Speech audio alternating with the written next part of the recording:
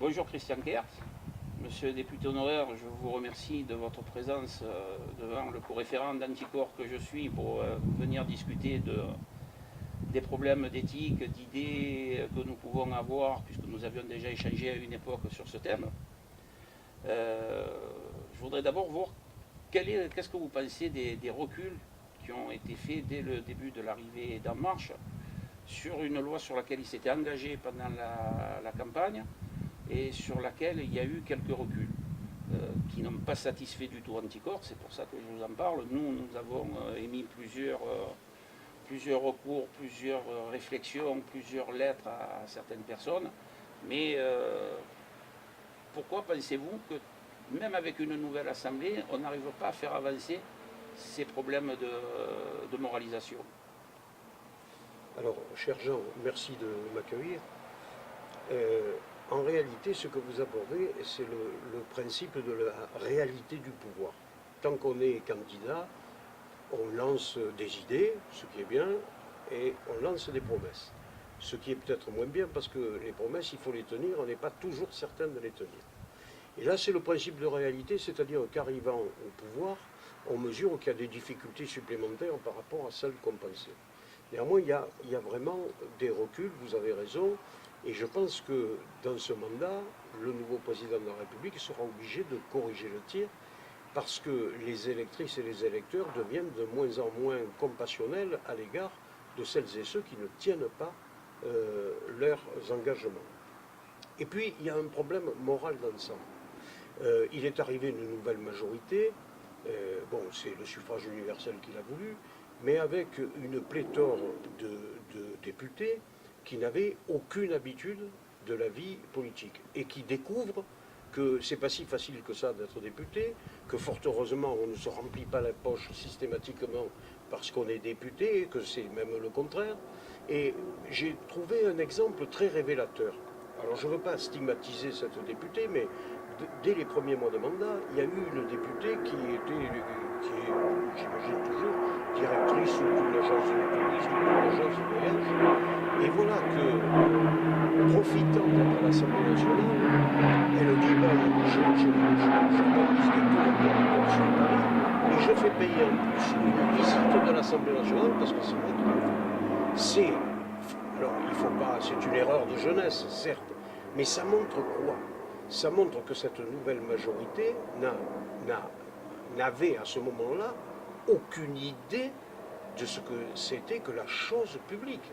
La chose publique, faire visiter l'Assemblée nationale, c'est un plaisir ou un honneur, mais c'est sûrement pas un acte commercial. Et pour nous qui parlons de morale et d'éthique, il y a là une espèce de fracture terrible sur l'éthique de ce que on doit être. Alors, il ne faut pas jeter la pierre à cette majorité-là, puisque quantité d'erreurs ont été faites, mais j'explique les reculades de la majorité Macron par le fait que cette nouvelle majorité est protéiforme, qu'il y a des gens de la société civile, il y a des gens qui émergent comme ça brutalement, il y a des gens qui étaient dans d'autres partis politiques et qui ont fait semblant de l'oublier. Donc c'est tout à fait protéiforme. Et donc avant d'aller de façon cohérente et unanime vers une pensée politique, parce qu'il faut quand même avoir un sens politique, bon, ils se sont cherchés, ça fait un an maintenant, puisque aujourd'hui même, on a changé de majorité parlementaire, le 18 juin, il y a exactement un an. Bon, au bout d'un an, votre question, c'est est-ce qu'on peut tirer des enseignements sur la morale, l'éthique, la politique sous Macron? C'est peut-être un peu tôt. Moi, je pense que pour l'instant, on n'a rien changé. On a fait des déclarations, très bien. On a mis à bas la réserve, le système de la réserve parlementaire. Ça me paraît être une erreur, parce que s'il y avait bien un endroit de la vie publique où les parlementaires ne pouvaient absolument pas commettre de dévoiement, c'était la réserve parlementaire. Oui, mais on a accusé certains députés, beaucoup même, de faire du clientélisme avec cette réserve parlementaire. Tout à fait. Effectivement, ça allait à des associations, mais les associations étaient en général plutôt amis ou plutôt porte-parole et chargés de mission en même temps pour, le député ce qu'il manquait, subventionné. Il y avait un verrou sécuritaire sur la destination de l'argent qui allait forcément à la collectivité territoriale ou à l'association concernée, et ça transitait par un ministère, donc il n'y avait aucun problème. C'est pas, comme certains le craignaient, c'est pas le député qui touchait l'enveloppe qui allait la porter. Et d'ailleurs, je dois dire que, en toute bonne foi, des concitoyens pensaient que c'était ça, puisque je me souviens d'un président d'association à qui j'ai fait obtenir le bénéfice de la réserve parlementaire et qui vient à mon bureau en me disant: est-ce que vous avez pensé à préparer l'enveloppe? Bon, donc voilà. Il était au fait des termes. Voilà, voilà. Alors, ça m'avait beaucoup ému quand même, et j'avais fait un peu de pédagogie pour dire que ça ne fonctionnait pas comme ça. Alors, vous avez raison, Jean, le vice du système, c'était qu'il y avait la tentation d'abonder des collectivités territoriales ou des associations qu'on connaissait bien, avec lesquelles il y avait une certaine empathie. Et j'ai fait partie des députés qui, au cours du dernier mandat, avaient proposé qu'il y ait un jury par circonscription, de façon à ce que ce ne soit pas la seule initiative du député, mais à celle d'un jury formé de membres de la société civile. Alors, vous allez me dire qui c'est qui allait désigner les jurys. Bon, les membres du jury, bon, là, ça restait à définir, mais il y avait cette petite ombre au tableau, et j'étais d'accord pour qu'on puisse corriger ça. Bon, la majorité de M. Macron a mis à bas la réserve parlementaire. C'est un peu dommage pour les associations, car de plus en plus, les collectivités territoriales ont des difficultés à abonder les associations parce que l'État a serré les boulons et il y a de moins en moins d'argent dans les collectivités territoriales, et donc il y en a, par effet induit, de moins en moins pour les associations. Donc votre proposition sur ce sujet, ce serait de faire une nouvelle forme de subvention par les députés par le biais d'une commission de la circonscription. Oui, moi je pense que ça doit être un choix collectif, beaucoup plus ouvert que ça ne l'était par le passé.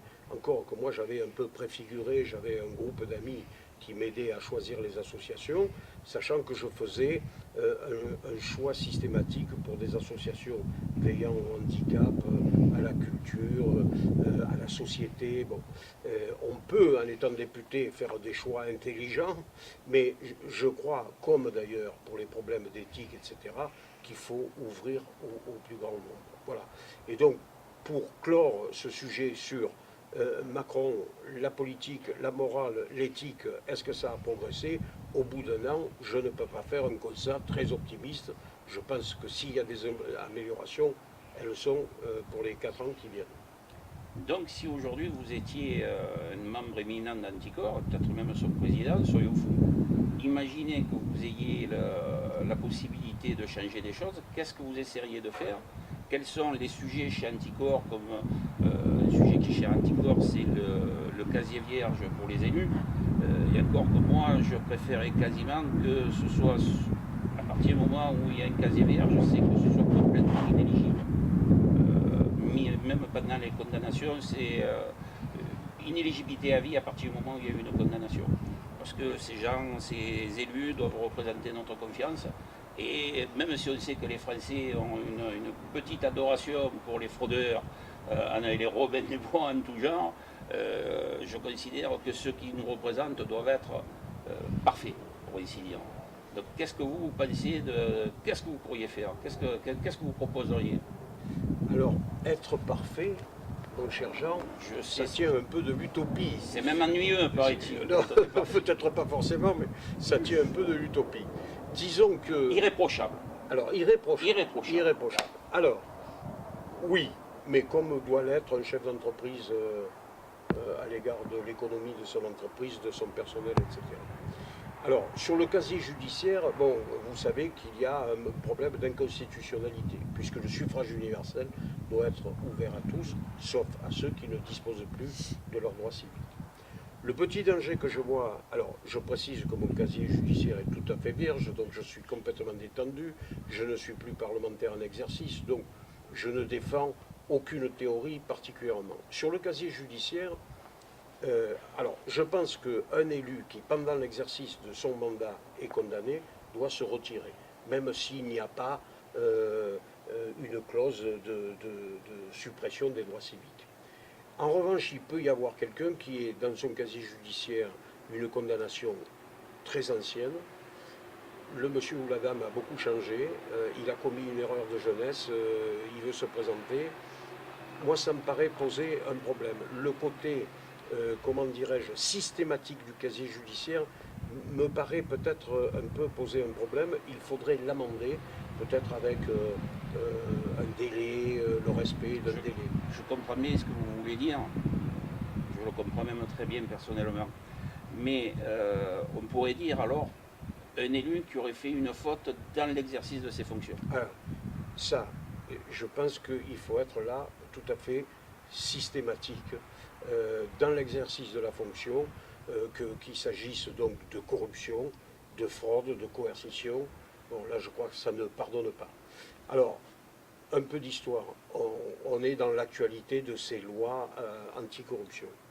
C'est pas à vous, Jean, que je vais rappeler que c'est pas d'hier qu'il y a des lois anticorruption. Il y en a une en 88, il y en a en 93, il y en a en 2013, il y en a en 2016, la loi Sapin 2. Donc, ça fait un moment qu'on travaille ça. Parce qu'on avait trop laissé faire. Bon. Et qu'il y a quand même une majorité d'élus qui sont respectueux de la morale, de l'éthique, de l'honnêteté, pour dire les choses. Mais il y a quelques brebis galeuses, on en connaît. Ce sont des exemples, hélas, fracassants. Et je crois que ce combat, maintenant, il est, en termes législatifs, il est un peu au bout du chemin. Maintenant, on a les arguments. Bon. On n'empêchera pas une affaire comme Cahuzac. Bon, il y avait tout le dispositif pour l'interdire. Il a caché un compte. Bien. Pour équilibrer, on pourrait parler aussi de Balkany ou de Wörth. Tout à fait. Surtout, plutôt de Balkany, parce que Wörth, quand même, oui, mais... il a eu des non-lieux, ça a été compliqué, plus personne ne comprend rien. Bon, le maire de Levallois-Perret, c'est plus compliqué, il va passer un jugement, bon, on croit comprendre qu'il n'est pas blanc, bon. Et regardez la grande difficulté que pose l'éthique et le suffrage universel. Patrick Balkany, avec ce que l'on sait de ses affaires, il est réélu maire quasi triomphalement, et j'ai bavardé il y a quelque temps avec un couple d'habitants de Levallois-Perret, des gens qui ont des responsabilités dans la ville, pas des responsabilités politiques, des responsabilités professionnelles. Ils m'ont dit voilà, nationalement, bon, il est condamnable, etc. Sur le plan de la gestion municipale, il est tout le temps là, c'est un bon maire, etc. On continue à voter pour lui. Et donc, c'est l'ambiguïté de la vie politique et par rapport à la morale. Moi, je vous rejoins. Je pense qu'à partir du moment où la faute est commise dans le cadre du mandat, il n'y a plus de mandat possible. Vous savez, un des gros problèmes auxquels je m'affronte, et beaucoup d'autres personnes comme les co-référents ou les adhérents d'Anticorps ou les lanceurs d'alerte, dans le cas de Balkany, vous dites c'est un bon maire. Et moi je pourrais dire, il pratique le clientélisme à fond. Et on a un gros problème, nous, c'est l'hypocrisie des gens qui vous disent, le maire, c'est pas bien ce qu'il fait, il a des casseroles, c'est bien ce que vous faites, mais qui vont continuer à lui servir la soupe, à le féliciter, parce qu'ils auront besoin d'un détachement de parcelles, parce qu'ils auront besoin d'une place à la crèche, parce qu'ils ont besoin de rien, mais qu'on ne sait jamais. Parce qu'il y a toujours un petit peu cet aspect d'une